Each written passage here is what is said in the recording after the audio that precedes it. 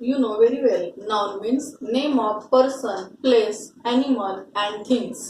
नामामध्ये व्यक्ती, ठिकाणांची नावे, त्याच पद्धतीने प्राणी, पक्षी या सर्वांची उदाहरणं जे येतात त्याला आपण नाउन असं म्हणतो.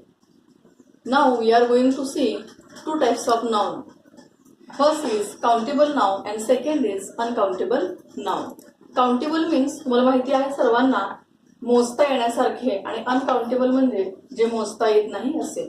Late us see the first one that is countable noun. For example apple, chair, men etcetera. See the example, I eat an apple every day.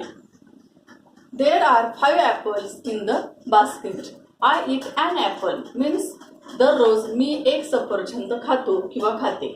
There are 5 apples. It means in this sentence the number is given that is 5 and that is countable noun. म्हणजे या दोन्ही उदाहरणामध्ये जी आपल्याला noun दिलेलं आहे ते कसं आहे, ते मोजता येण्यासारखं आहे म्हणून त्याला काउंटेबल नाउन असं म्हटलं जातं. Now let us see the second that is uncountable noun which is cannot be counted, जे मोजता येत नाही. For example, material, liquid, food. In material, wood, iron, glass, etc. In liquid, water, petrol, milk, tea, coffee, etc.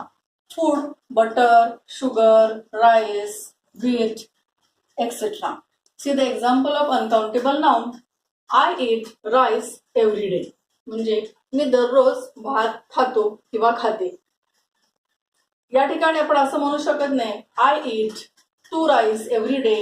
I eat 5 rice every day. So this is uncountable noun. Thank you.